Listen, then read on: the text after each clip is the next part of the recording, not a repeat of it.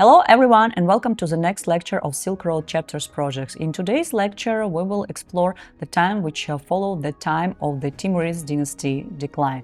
And this period saw the rise of the three major Khanates, Bukhara, Khiva and Kokand, and their complex relationships. And by the end of this lecture you will understand how this period shaped the history of Central Asia.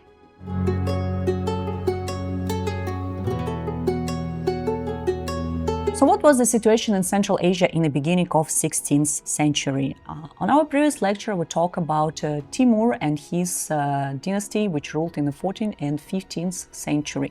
And Tamerlane or Timur, he created one of the biggest empires which existed in the world history. But unfortunately his descendants, they were not as talented as he was, and so they couldn't control and couldn't hold on to such a vast territory. After Timur's death, his successors and descendants started to fight between themselves, quickly splitting the empire into small pieces. By the end of the 15th century, the empire of Timur already consisted of the small pieces where ruled the different descendants of Timur. A few of his descendants were quite talented, like for example Uzbek, who ruled in Samarkand and was a famous astronomer and mathematician, or Hussein Bey Kara, great-grandson, who ruled in Herat and supported the development of art, science and literature. But mostly the descendants of Timur fought between themselves constantly, because each of them considered them to be the next Timur and wanted to rule in his empire single-handedly. This period also saw the increasing independence of various tribal confederations and also region leaders who were called sultans or beys, and previously they served under Timur. These local leaders began to behave themselves quite autonomously, collecting their own taxes, raising armies and creating alliances. But one of the key groups were the Uzbeks in the north, who were consolidating their tribal power after the disintegration of the Golden Horde. One of the most famous descendants of Timur was Babur, his great-great-grandson. He was born in 1483 in the eastern Uzbekistan, and he too was trying to become a dominant force in Central Asia. He actually sometimes had success and even captured Samarkand several times, but unfortunately he couldn't control it and kept losing the city. And actually the control over Samarkand was one of the key goals for Timur's descendants, and that's why there were a lot of struggles and fights among the city. Babur's autobiography Baburnama offers us a vivid first-handed view of these struggles. Also Babur describes his emotional toll of losing Samarkand and a constant backstabbing among their rivals. Interestingly, Babur also describes his admiration of Persian art and gardens, and that of course definitely will influence the architecture of Mughal Empire in India later. The constant instability in Central Asia finally made him to change his ambition and turn his attention to India, where he founded the Mughal Empire in 1526. This chaos was convenient for enemies and invaders. By the early 1500s, this territory was invaded by the tribes led by Shaybani Khan.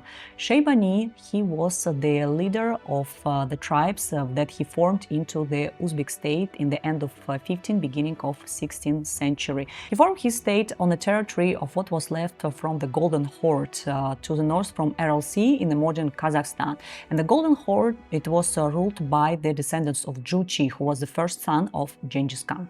Between 1501 and 1510, Shaybani Khan, he conquered a big piece of Central Asia, including Bukhara, Samarkand, Herat, Balkh, Merv, which is actually the big piece of modern Turkmenistan, Afghanistan and Uzbekistan. Shaybani's military tactics relied on mobile cavalry raids, the same as Mongols did before him. Also, his rise showed a turning point in demographical situation in Central Asia, as his Turkic-speaking nomads, who started to call themselves Uzbeks, they started to live in the urban areas, which changed the ethnic mix of such places as Bukhara and Samarkand.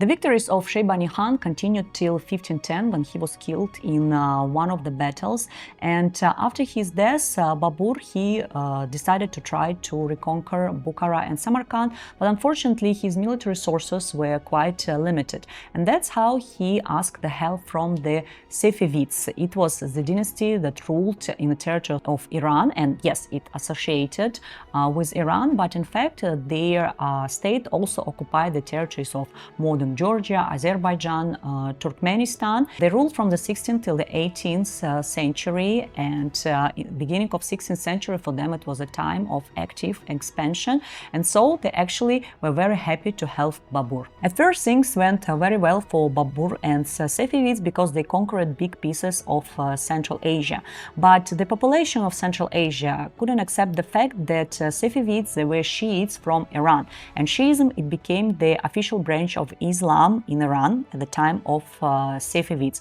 while the majority of the population of Central Asia were Sunni people. One day we will make a lecture about the differences between Shia and Sunni people. The people of Central Asia, they strongly oppose the Shiite ruler and his ally Babur, even though Babur, he was a Timurid. If Safavids, they just conquered this territory and then left everything as it was, maybe the local population would accept them. But they were demanding that Shiism had to be recognized officially by the local clergy, and the local clergy just couldn't do it. Eventually, the Shaybani dynasty, the descendants of Shaybani Khan, they defeated Safavids. Safavids had to leave, and Babur also had to flee, and that's how the new dynasty called Shaybanids was formed. They moved the capital from Samarkand to Bukhara, and it remained capital till 1920, and Samarkand became the second main city of the region. One reason that Bukhara was chosen as the capital was its long-lasting reputation of a religious and cultural center. Even during the time of the reign of Samanids in the 9th and 10th century, Bukhara was seen as the religious heartland. Shaybanids hoped to legitimize their rule by aligning with this heritage, and their court quickly attracted the astronomers, poets, theologians, who fled from the political instability from Herat and other cities. So why these states were called Khanates? Now let's talk about the descendants of Genghis Khan. For example, you already know that Timur was not descendant of Genghis Khan, so that's why he wasn't called Khan. But Shaybani Khan, he claimed to descend from Juchi, the eldest son of Genghis Khan. And this lineage, it was respected till the 20th century. And for example, in Bukhara state in the 18th century, the new dynasty of Mangids started to rule. The name shifted from Khanate to Emirate because Mangids were not the descendant of the great Khan. This distinction between the Khans and Emir, it was more just a title. When you call yourself Khan, it meant that you are ruling based on the lineage of Genghis Khan and also nomadic traditions. When non-Genghisids took over, they changed the name from Khans to Emirs, and it's more Islamic title that shows that their power was justified by religion, not by genealogy. This change marks slow but steady shift from nomadic to more Islamic style of governance across the region. Let's look at the Khanates in more detail. Firstly, let's start from the Bukhara Khanate, which occupied the territories of the modern Uzbekistan, Tajikistan, and partly Afghanistan. There were several dynasties which ruled in that region from the 16th to the 20th century. So firstly, they were Shaybanids in the 16th century, then there were Ashtarkhanids in 17th and 18th century, and then Mangids from the 18th to 1920. But actually, by many people, this time of ruling was considered to be the ruling of one dynasty because there was no any big cultural changes in the region. For several centuries, Bukhara was a leading city in Central Asia because it was the center of trade, Islam, arts, crafts, and even though at that time Silk Road already didn't exist as it was before, but the trade still continued and Bukhara was one of the main hubs. The city was full of markets and caravanserais, many of which still exist today. Bukhara's central location meant that all the caravans were passing through, making it the wealthiest city in the region. And of course, there was a construction boom. A lot of madrasahs, mosques, caravanserais, trading domes were constructed. This reflected both artistic and scientific growth because some people constructed this building and others taught and researched inside these buildings. Bukhara was also a major Islamic center, and it was called Noble Bukhara or the Dome of Islam. The role of Bukhara as Islamic center started from the 9th century when the famous Imam al-Bukhari lived here and compiled his book of hadiths. And starting from the 12th, 13th century, Bukhara became the center of Sufism. Sufism deserves a separate lecture, but here I'm going to say a couple of words about it. So Sufism, it's a branch of Islam which appeared in the 8th century BC, and the main idea of Sufism is to use different kind of practices to reach the unity with the God. And Sufis were very often open-minded people which were focused on spiritual and intellectual growth. Sufism also encouraged exploration in the world. So in the places where it was developed, like for example in Bukhara, science and knowledge flourished naturally. And also starting from some certain point, Sufi people, they started to demand for their political power. Like for example, the Juybari sheikhs in 16th and 17th century influenced the government and also supported the development of architecture, education and art.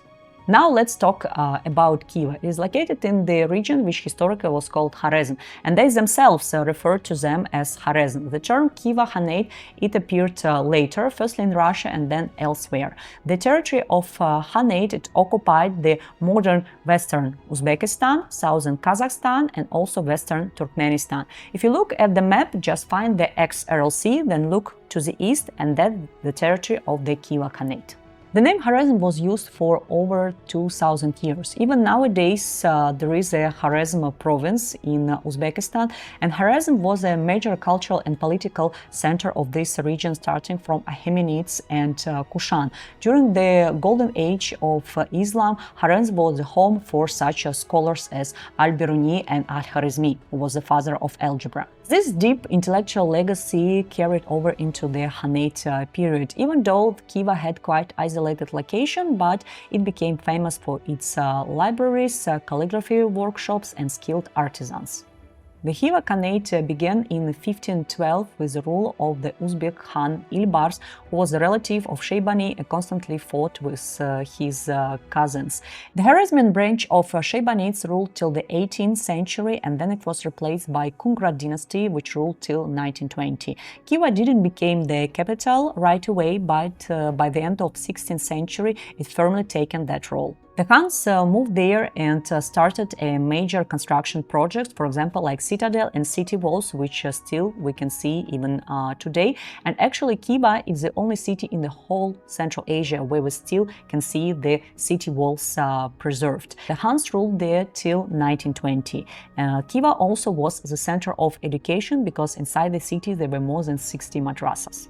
Khiva became a trade hub, even though it was geographically isolated, but caravans still managed to cross the arid territories. In the 16th century, Khiva was connected to the Russian principalities, which was a major boost for the economy. One of the key aspects of Khiva's trade was a slaves market. Yes, it sounds awful for nowadays, but actually in Khiva there was the biggest slaves market located. Also, agriculture was a key thing for the region. Yes, it is located in the desert, but there is the Amudarya river which goes through it, and actually Khorezm region is still vital for the agriculture of Uzbekistan. For example, the best rice comes from that region, surprisingly, but true. Khiva was a part of so-called Desert Silk Road, which from here went up to Astrakhan, Kazan and eventually to Moscow. The merchants from Russia, India and Persia passed through this region, creating a unique multi-ethnic marketplace. Slaves were mainly taken from Kazakh and Turkmenistan and also sometimes from the Russian settlements at the borders.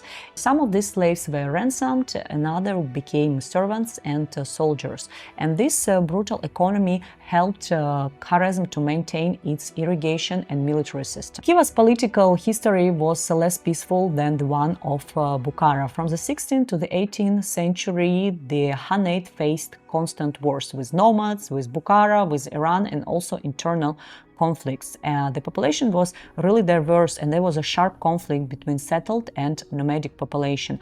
Also, nomadic people very often raided the villages where they were stealing the goods and also kidnapping people to be sold for the slaves. One notorious raid was in 1740 where the Iranian ruler Nadir Shah invaded Khiva, looted it and then left. These conflicts created the sense of instability and of course they made the central leadership very difficult. The Khans of Khiva were very often killed and for example in the period from 1700s to 1800s there were around 20 different Khans and the majority of that Khans ruled for less than 5 years. The Kokand Khanate was the youngest of all three. It originated in the beginning of 18th century and it covered the territories of modern Uzbekistan, including Tashkent and Fergana Valley, also southern Kazakhstan and the parts of Kyrgyzstan. The Ming dynasty ruled there, and that name comes from the Uzbek tribe. The Ming in Uzbek language, it means 1000, so probably originally it was the name of the military unit. The Ming dynasty ruled from 1709 till 1876, when these territories were annexed by Russian Empire. The Kokand, it fell off from the declining Bukhara state, which lost control over this territory, and this helped Ming dynasty to form their own state. And the name suggests the capital of Kokand Khanate was Kokand, the very developed city thanks to its location in Fergana Valley and on many trading routes. Starting from the 18th century, Kokand saw a lot of constructions because a lot of the rulers styled themselves as the patrons of culture, architecture and science. Kokand also became famous for its textiles, especially silk and cotton, and women, they played a major role in the home-based dyeing and weaving of these textiles. The rulers of Kokand also encouraged it by sponsoring the bazaar and trade festivals. But the local economy was mostly agricultural, and at that time and even today, Fergana Valley remains one of the most fertile regions of Central Asia. For example, the sweetest and the tastiest grapes come from this region. The relations between three Khanates were never peaceful, not even neutral. They were constantly trying to recover the territories from one another. For example, in 1840s, Emir Nasrullah from Bukhara, he waged war on Kokand state. He captured several cities and even the Kokand itself. The people of Kokand managed to take it back, but Nasrullah returned and laid a siege on the city. Only the invasion from Khiva state, ruled by Emir Nasrullah, forced him to retreat and defend his own territories. This web of war and intrigues was constant between the three Khanates. Another reason for the tense atmosphere in the region was its diverse population. We're not talking only about the nomadic and settled people, but also a lot of tribes lived here, like Uzbeks, Tajiks, Turkmen, Kyrgyz, even Jewish people. And each of the tribe had its own lifestyle that always caused some problems between them. A look at the historical maps shows a lot of narrow stripe territories. So there were the disputed regions between Bukhara and Kokand, or Bukhara and Khiva. Or for example, Turkmen tribes, they didn't want to obey to anyone, pay taxes, and they very often raided Khiva. Ethnic tensions often escalated into the open rebellions, especially among the Kyrgyz people in the mountains or Persian-speaking Tajik in the cities. For example, Jewish people, they lived in Bukhara and Khiva in separate quartiers, mahallas, and they were forced to pay special taxes, but they contributed a lot into the trade and medicine. Chinese Muslim people, Dungans, they started to come here in the 19th century, adding to the mix. Still, there was a cultural exchange. Mosques, madrasahs, palaces and caravansarais were built. Poets and scholars, they moved freely between the Khanates. For example, the national poet of Turkmenistan, Makhtum Kuli, studied in the madrasa in Khiva. Architects also moved between Khanates looking for jobs. That's why, for example, you can see the Kokand style in Bukhara state. That's how Central Asia, it was a melting pot of cultures with the features of all the people who lived in it. The early 19th century marked the beginning of the end of the independence of Central Asian states. Even though they still looked very powerful on the paper with their armies, palaces and bustling bazaars, their reality was actually very different. Internally, the Khanates were suffering from corruption, infightings and weak leadership. A lot of the rulers came into power by palace coups or assassinations or bribing to the local tribal chiefs. And this constant instability made it hard to plan any long-term development or reform. At the same time, technology and warfare were evolving in Europe and Russia, while Central Asia still remained very pre-modern in its infrastructure, weaponry and administration. One of the biggest problems of the Khanate was its outdated military. While in Europe and Russia they were adopting rifles, artillery and military academies, in Central Asia they still relied a lot on the cavalry, bows and swords, and the armies here consisted of tribal levies, not trained soldiers. For example, when Khiva faced Russian cannon fire in 1830s and 1840s, they had nothing to put against them except for mud balls and small armors. But the rulers, even when they were facing a disaster, they didn't want to change anything because they were really scared they can lose the support of tribal chiefs. Economically, the region was also falling behind, even though Bukhara, Khiva and Kokand had thriving bazaars, but they also were mostly relying on camel caravans and centuries-old trade patterns. Russians were building railroads, steamships, and also modern telegraph lines. Russian merchants, diplomats, they started to come to Central Asia long before the military did. Treaties were signed with Kazakh tribes in the north, and also the forts started to be constructed near Tashkent and Sirdarya River. And Russian consuls started to come to Bukhara and Khiva under the pretext of diplomacy, but in reality they were gathering intelligence. The Khanate responded in different ways. Kokand, for example, tried to expand into Kyrgyz and Kazakh steppes, trying to preempt Russian control, which only provoked the Moscow War. Khiva occasionally captured the Russian subjects, giving the Moscow a perfect excuse to intervene militarily. Bukhara, even though it was more diplomatically cautious, but it also failed to unite its factions. Even the religious institutions became divided, because some were okay with engagement with Russia and the other claimed for the total resistance, seeing in Russians infidels. All of this was happening while Russia was looking at Central Asia with a growing interest, because they saw in Central Asia a perfect buffer zone with the British Empire in what later will become the famous Great Game, the political rivalry between British and Russian empires. The Russians saw these disunited and crumbling Khanates as an easy prey, and actually they were right. In the next several decades they will move in decisively, annexing the Khanates one after another. But we will talk about this dramatic phase of the local history in our next lecture.